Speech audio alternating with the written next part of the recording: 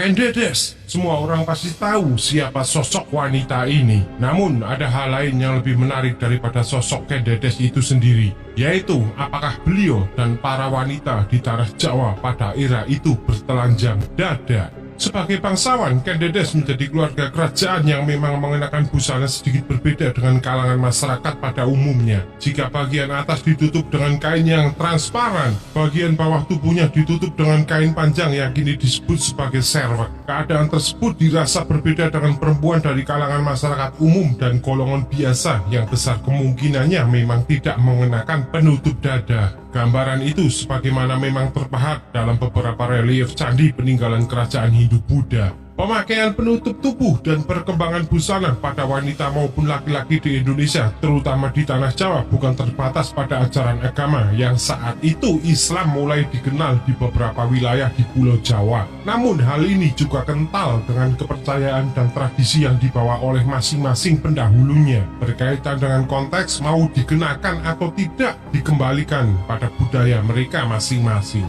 Empu Monaguna, pujangga asal Kediri pada abad ke-13 Masehi lewat karyanya Kakawin Sumana Santaka, dalam salah satu baris tulisannya menyebutkan, tak kalah menawan dengan Putri Indumati, Ina dan Uwannya bersolek mengenakan baju merah, keduanya belum terlalu tua. Rambut mereka bergelombang diselingi warna kelabu. Lalu para dayang belia datang bagikan dewi mengenakan kemben kain wulung emas. Selendang emas murni yang mereka sambilkan pada bahu tampak berkilauan seperti sayap untuk terbang. Mereka masih keturunan para bangsawan sahabat raja.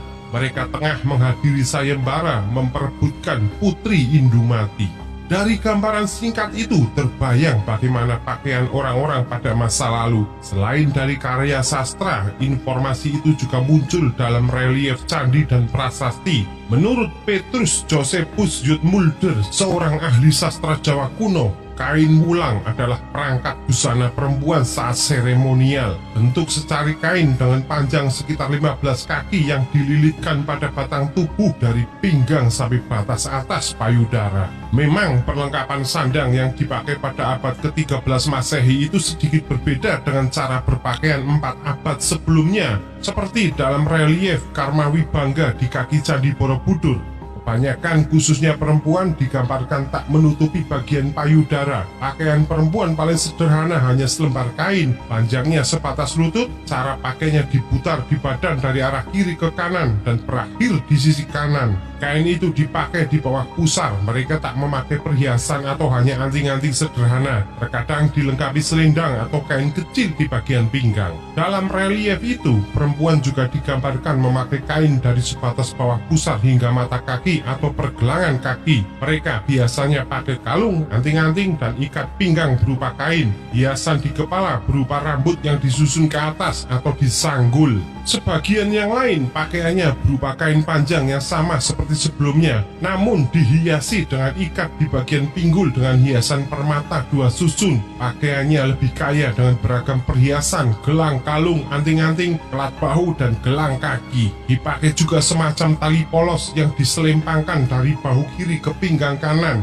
Hiasan kepalanya berupa susunan rambut yang diangkat tinggi dan diberi tambahan dengan hiasan permata. Berdasarkan gambaran relief itu bisa disimpulkan bahwa rakyat biasa atau dari golongan rendah biasanya tak memakai perhiasan. Mereka yang berkedudukan tinggi secara sosial seperti bangsawan yang mampu memakai beragam perhiasan seperti mahkota, anting, kelat bahu, kalung, gelang, gelang kaki, dan sebagainya. Pada masyarakat berstatus rendah, pakaian fungsinya menutupi dan melindungi, sedangkan untuk yang berstatus tinggi berfungsi menghias tubuh. Namun masih dalam relief Karmawi Bangga di kaki Candi Borobudur dijelaskan bahwa di pusat-pusat kerajaan kala itu tergambarkan bahwa perempuan Nusantara yang mengenakan kemben dan berbaju nampak lebih sering ditemukan, karena pada waktu itu ada sebuah filosofi bahwa tata berpakaian dalam masyarakat Jawa kuno bisa dibilang menandakan strata kelas sosial bagi para wanita bangsawan kerajaan.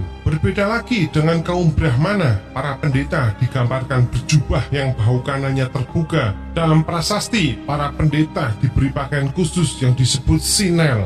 Hal ini juga diperkuat dan diungkapkan dalam catatan sejarah dinasti Liang dari abad ke-6 Masehi. Di Jawa, baik pria maupun wanita tidak ada yang mengenakan penutup dada. Namun mereka mengenakan sarung katun untuk menutupi bagian bawah tubuh. Rambut mereka dibiarkan tergerai, sementara kalangan bangsawan dan raja mengenakan kain bergambar bunga yang tipis atau selendang untuk menutupi bagian atas tubuh. Mereka pun mengenakan ikat pinggang emas dan anting-anting emas. Gadis-gadis muda menutupi tubuh mereka dengan kain katun dan mengenakan ikat pinggang sulam. Begitulah sepenggal tulisan yang terdapat di dalam catatan Tionghoa itu. Dari semua uraian itu, berdasarkan semua catatan peninggalan sejarah, menggambarkan bahwa situasi pada saat itu memang benar bahwa perempuan dari kalangan rendah tidak memakai penutup dada dan perempuan dari kalangan bangsawan memakai penutup dada beserta berbagai macam perhiasannya.